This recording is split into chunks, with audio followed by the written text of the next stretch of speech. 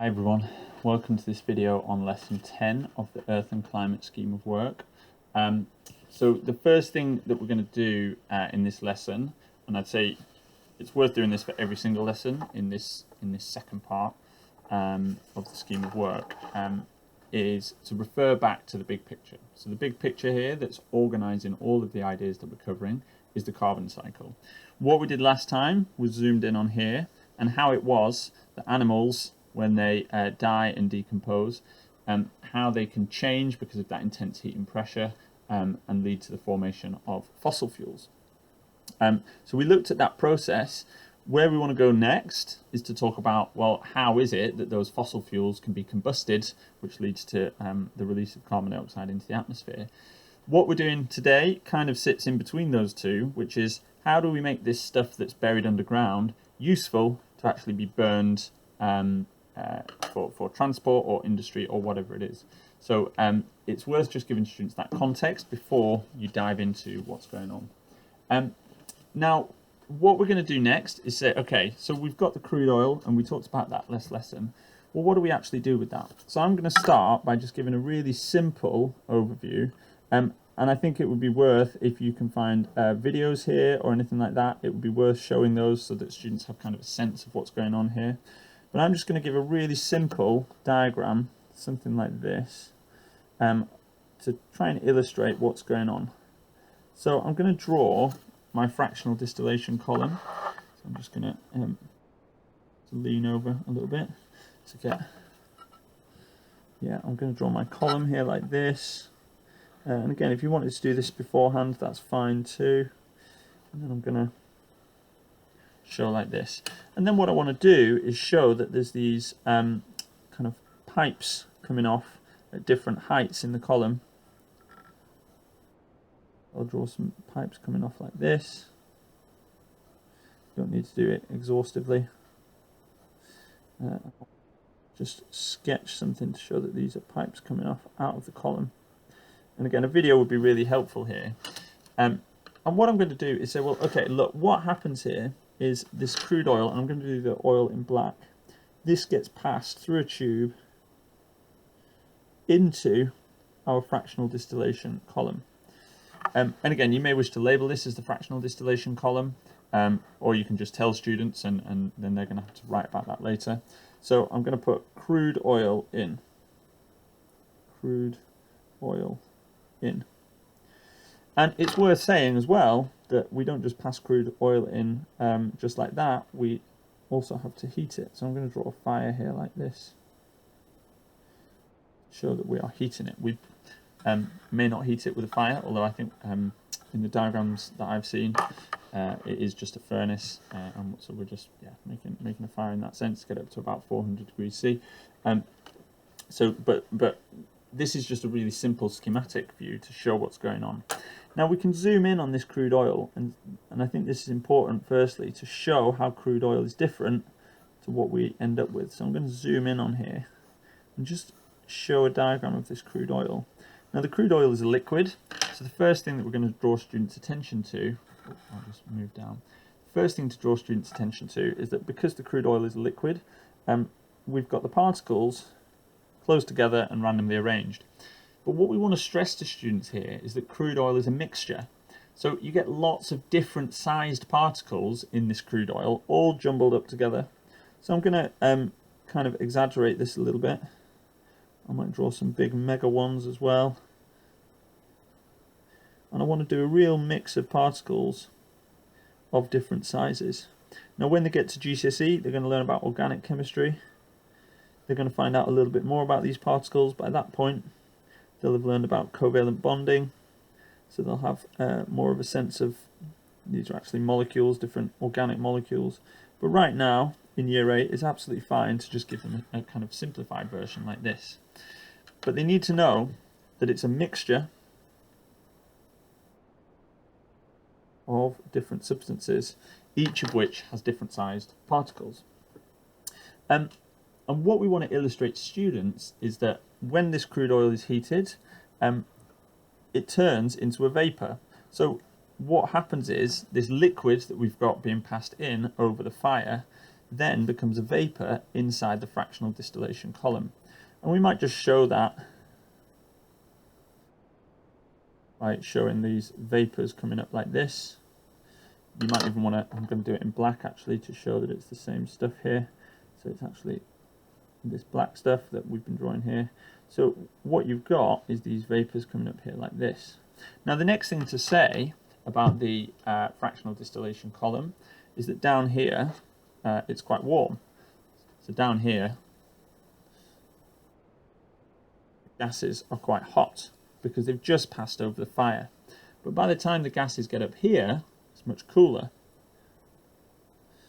So what we can do is then zoom in on this whole column, and I'm not going to draw a box to show that I'm zooming in. I'm just going to zoom in like this. So I'm just going to draw something like that. But you're emphasizing to students that what we're doing is zooming in at a kind of particle level. And what we can do is zoom in and show, in again very schematic form, these pipes that are coming off like this. So what we want to do is just emphasize to students, and again this is where a video is really good, give them a sense of what it looks like in concrete terms, then represent that in a simple diagram, and then we're going to go into this much more abstract version over here. And I might even draw the other side of the column here just to really emphasize what it is that we're talking about. So this is the column. Now you might want to start adding some temperatures here. So I'm just going to look up the temperatures that I've got. So you might say this one here, maybe we'll put here, down here is about 400 degrees C. This second pipe, which we can draw over here, is at about 300 degrees C. So you might put 300 degrees C here. This one, the next one up, is let's say at about 200 degrees C, very roughly. And this one at the top is about 150 degrees C. And you can emphasize to students that actually you probably have even more pipes than this, depending on, well, as we'll see, the different boiling points of the liquids. And at the very top, we've said it's cool. I mean, it's going to be about room temperature, something like that. So at the top here, cool means about 20 degrees C. So it's not heated at all by this point. But what we want to emphasize to students, and we're just going to kind of zoom in on a few of the fractions of crude oil here, is that because you've got this mixture of different particles, which essentially together make different liquids, these different sized particles have different boiling points. And again, it's worth revisiting what students learned about distillation all the way back in year 7. So they did distillation, they probably did it with water and alcohol, and they saw that alcohol can be separated from water because it's got a slightly lower boiling point. Well, we've got exactly the same principle here.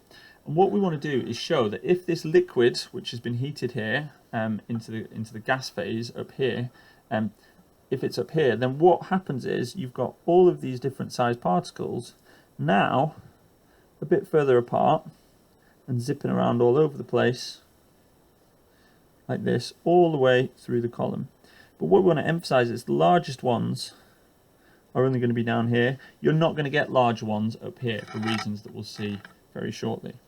So I'm going to show that we've got lots of particles up here. In fact, I'll do these later.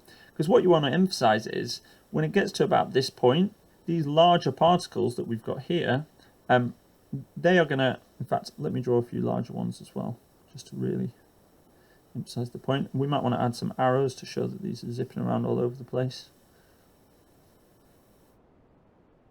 Just to remind students of our particle model of gases.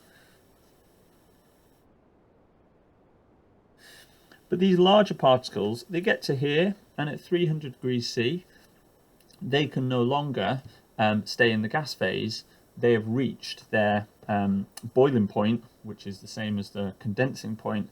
And what happens is they don't have enough energy to stay in the gas phase, so they start to come off here like this. Now it's hard with these larger particles to show them kind of randomly arranged. You don't want to make it look like they've turned into a solid, but what you can say is these have condensed and they exit the fractional distillation column here. So these largest particles here. And again, we keep moving back and forth between concrete and abstract. So we've said the vapors were in here. if these largest particles have escaped here, well, what that means is there's some liquid is going to run out here, and I could even draw this as some liquid like this running out here. And I'm going to do this in a slightly different color just to emphasize. This is going to be our thickest, gloopiest liquid of the three that we're going to look at. So we're going to call this diesel. Now, we could use the word viscous. It depends on the class you've got. So we could use the word viscous, or you could talk about thick and runny. I'm not really too worried. So I'll put least runny here. Least runny. If you want to talk about viscous, depending on your class, that's absolutely fine. But the main thing is that students get the concept that that kind of thickest, gloopiest, most viscous liquid is the one that's going to condense lowest down at the higher temperature, because that one has got the highest boiling point. So then, if we, it's got the highest boiling point because you've got the strongest intermolecular forces. So this comes back to what students learned about, what students will learn about later on in their GCSE.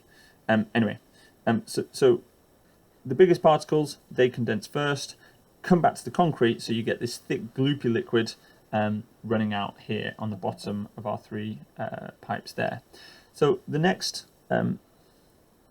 ones to come up, so I'll draw lots of particles here like this.